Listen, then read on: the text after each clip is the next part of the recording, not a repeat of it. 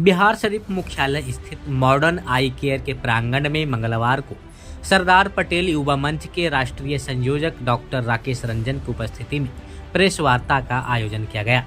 Press वार्ता में doctor Rakesh Ranjan ने कहा कि इस प्रेस वार्ता करने का कारण है महान स्वतंत्रता सेनानी सामाजिक न्याय के पूर्वधा स्वर्गीय इंद्रदेव चौधरी जी का मूर्ति अनावरण होने जा रहा है।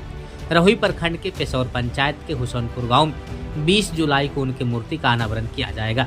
उन्होंने कहा कि रहुई प्रखंड अंतर्गत हुसैनपुर गांव में महान स्वतंत्रता सेनानी अस्थावा के पूर्व विधायक स्वर्गीय इंद्रदेव चौधरी जी का मूर्ति का अनावरण 20 जुलाई को सुबह 11 बजे दिन में होना है। स्वर्गीय इंद्रदेव चौधरी देश की आज़ादी की लड़ाई में अंग्रेज भारत छोड़ो आंदोलन में सक्रिय भूमिका में रहकर आज़ादी की लड़ाई लड़े। वहीं 8 अगस्त 1942 को एसडीओ कोर्ट बिहार शरीफ में अपना देश का झंडा फहराने का काम किया। कई बार आज़ादी की लड़ाई में जेल गए। देश की आज़ादी के बाद समसामयिक तहत किसान, मजदूर एवं नौजवानों की हक की लड़ाई लड़ते रहे। कुर्मी समाज के एक बड़े नेता के रूप में उभरे। सन 1977 में अस्थावा विधानसभा से निर्दलीय विधायक चुने गए। उन्होंने अंग्रेजों द्वारा लागू बताई बिल का भी पुरजोर विरोध किए थे। ऐसे महान पुरुष आत्मा को गुमनाम कर दिया गया, जिसे पुनः राष्ट्रीय पटल लाने के लिए सरदार पटेल युवा मंच के इनका नाम मंच के सभी सदस्य एवं संयोजक डॉक्टर राकेश रंजन ने बेड़ा उठाया है, जहां 20 जुलाई को अधिक से अधिक संख्या में लोगों को आने के लिए कहा गया। इस मौके पर डॉक्टर राकेश रंजन, सुदामा प्रसाद, पूर्व प्रमुख शेखपुरा, दिलीप पटेल, जिलाध्यक्ष सरदार पटेल युवा मंच, मुखिया पिकेश चौधरी, विशेष चौधरी, सत्येंद्र पटेल, अमित प्रकाश समेत अन्य लोग मौजूद थे। देखिए, ये जो स्वर्गीय इंद्रदेव चौधरी जी का फोटो देख रहे हैं पीछे बैनर में, ये कोई साधारण हस्ती नहीं है। स्वर्गीय इंद्रदेव चौधरी जी 1970-75 के दौर के एक महान सामाजिक क्रांतिकारी नेता थे और निरंतर समाज की सेवा के लिए इन्होंने काम किया। महान स्वतंत्रता सेनानी इसलिए मैं इनको कह रहा हूँ कि जब 1942 के आज़ादी में जब गांधी जी आंदोलन कर रहे थे देश के आज़ादी में, उस समय इन्होंने उस आंदोलन में अग्रणी रोल में इनका भूमिका रहा और बिहार शरीफ के एसडीओ कोर्ट में 8 अगस्त 1942 को ये झंडा फहराने का काम किए थे। चारों तरफ से अंग्रेजी हुकूमत के पुलिस इनको घेर कर इनके ऊपर गोली चलाया, लेकिन उसमें ये बाल बाल बचकर भागने में सफल हुए थे। और ऐसे महान वीर पुरुष जो 1942 में अपने देश की आज़ादी के लिए क्रांति में भाग लिया, उसके बाद निरंतर समाज सेवा में प्रयासरत रहे। साधारण परिवार में जन्मे।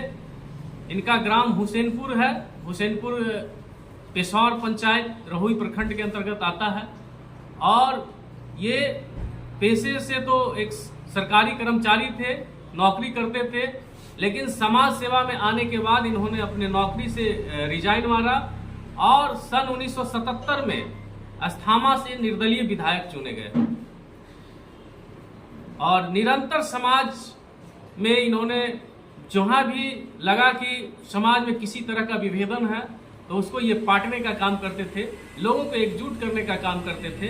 किसान के प्रति भी इनका महत्वपूर्ण योगदान रहा। जो अंग्रेजी हुकूमत के द्वारा बटाईदार बिल चलाया गया, उसके विरुद्ध इन्होंने जो लड़ाई लड़ा वो काबिल तारीफ है। उस समय इन्होंने किसान के साथ किसान के संघर्ष को तेज किया और उस बटाईदार बिल के विरुद्ध इन्होंने लड़ाई लड़ा। और ऐसे महान स्वतंत्रता सेनानी जो आज गुमनाम हो गए हैं, 50 साल से ऊपर वाले उम्र वाले सब लोग जानते हैं उनके किए गए कार्यों को, लेकिन आज के डेट में आने वाला नया जनरेशन जो नई इनको जान रहे हैं, तो हम लोगों ने ये बेड़ा उठाया है कि इनका अभी तक कहीं फोटो और मूर्ति नहीं मिलता है। ऐसे महान स्वतंत्रता सेनानी, ऐसे बड़े नेता का फोटो नहीं मिलना, कहीं मूर्ति नहीं मिलना, लोगों में आने वाला जनरेशन को इनके बारे में जानकारी नहीं होना। आज सोशल मीडिया का दौर है। आप कहीं भी गूगल, विकिपीडिया हो या यूट्यूब हो, कहीं किसी भी महान हस्ती के बारे में आप जानकारी खोजेंगे तो मिल जाएगा, लेकिन ये ऐसे महान विभूति रहने के बाद इनकी जानकारी आप कहीं ढूंढ लीजिए, कुछ नहीं मिलेगा।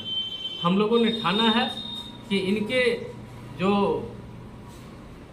पुण्य कार्य किए गए इनके द्वारा, उसको हम लोग फिर से इनका मूर्ति लगा करके इन्हें याद कर रहे हैं, इन्हें श्रद्धासुमन अर्पित कर रहे हैं, ताकि आने वाला जनरेशन इनको जाने। और निश्चित तौर पर ऐसे महान विभूति को हम लोग नहीं भुला सकते। ये कार्यक्रम उनके पैतृक गांव हुसैनपुर में होना है। 20 तारीख को इनका मूर्ति का अनावरण होना है, रविवार है, 20 जुलाई 2025 दिन रविवार को समय 11 बजे बजकर मूर्ति का अनावरण होना है और उसके बाद सामाजिक सभा है। लोगों से मैं यही समाज के लोगों से अपील करना चाहता हूँ कि स्वर्गीय चौधरी जी के चरणों में आकर 20 तारीख को 2 फूल से अर्पण उनके चरणों में आकर करें और एकता जिस तरह से चौधरी जी बना कर के रखे थे उस तरह से समाज हमारा एक बंधन में बंधे, यही हमारा अनुरोध है।